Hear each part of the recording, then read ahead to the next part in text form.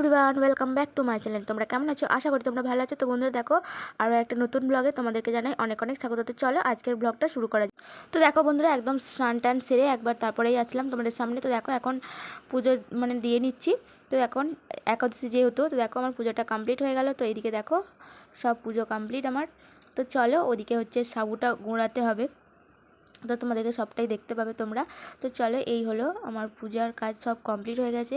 আর এখানে দেখো এখন সাবুটা নিয়ে লেগে পড়েছি কাজে। তো দেখো মিক্সার গ্রাইন্ডারে দিয়ে দেবো। আর সাবু হচ্ছে এতে 200 মতো সাবু আছে, 200 গ্রাম মতো। তো চলো, আর দেখো এখানে হচ্ছে সাবুটাকে একটু গুঁড়িয়ে নিতে হবে মিক্সার গ্রাইন্ডারে দিয়ে।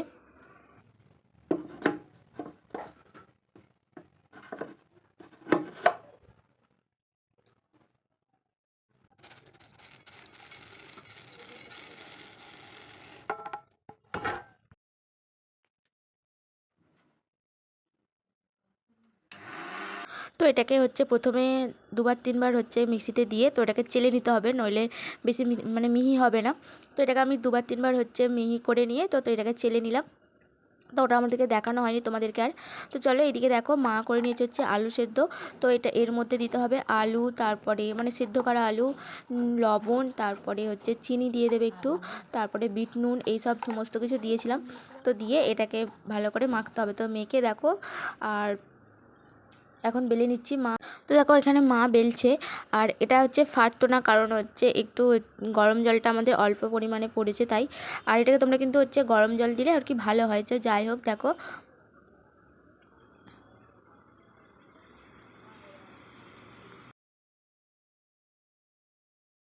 তো দেখো এদিকে হচ্ছে মা বেলে দিচ্ছে, আর আমি হচ্ছে পরোটাগুলো এখন ভাজবো আর কি। তো দেখো বাটিতে একটা তেল ঢেলে নিলাম। তো মা বলছিল যে বোতলটা শুদ্ধ ঢালতে গেলে যদি পড়ে যায় বাই চান্স, আর তো তার জন্যই দেখো এদিকে হচ্ছে আমি প্রেশার কুকারে হচ্ছে আলু সেদ্ধ করতে বসিয়ে দিয়েছি, ওটা আলুর চচ্চড়ি না ভাজা হবে। আর ওটাও দেখাবো তোমাদেরকে। তো কারি পাতা দিয়ে ওটা ভাজা হবে, তো ওটা কিভাবে ভাজবো তো ওটাও তোমাদেরকে দেখাবো। তো দেখো এখানে আর হচ্ছে এখন পরোটাগুলো আমি ভেজে নিচ্ছি একটা একটা করে।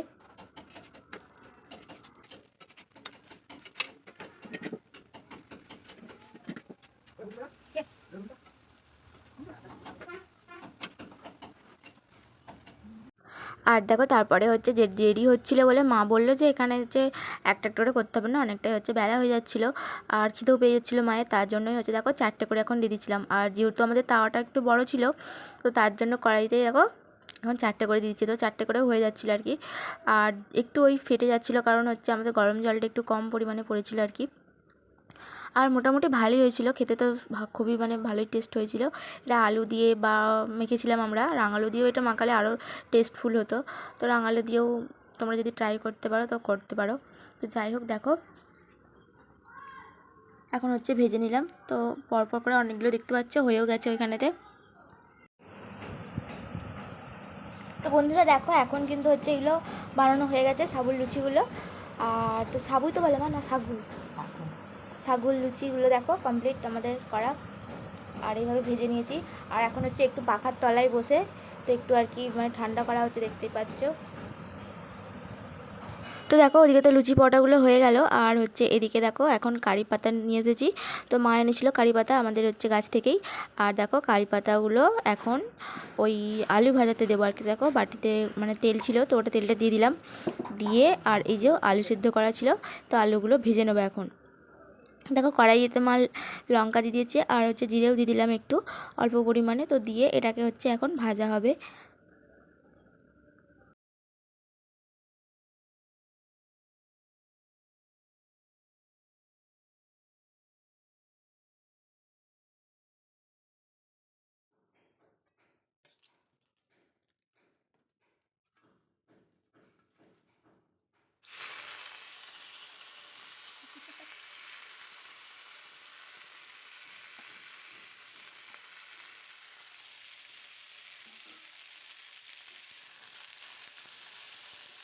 তো দেখো এখানে কিন্তু হচ্ছে আমার পাতাগুলো অনেকটাই ভাজা হয়ে গেছে, একটু ভাজা ভাজা করে নিয়েছি লাল লাল করে। আর কাঁচা থাকলে খুব একটা খেতে ভালো হবে না, টেস্ট ভালো হবে না। আর যেহেতু কাঁচা কাঁচা গন্ধটা লাগবে, তাই দেখো একটু মা বললো বেশি করে ভাজতে। আর দেখো এর মধ্যে হচ্ছে আলুগুলো দিয়ে দিলাম। আর তো চলো একটু আলুগুলো ভালো করে নেড়ে ভেজে নিব। আর তো ভাজা হয়ে গেলেই তো তারপর আমরা খাওয়া দাওয়া করবো। আর খেতেও এটা খুবই টেস্টফুল হয়। আর যেহেতু হচ্ছে নিরামিষ আজকে, তার অন্য কিছু দেবো না, আর এইগুলো দিয়েই হচ্ছে ভাজা হবে আজকে।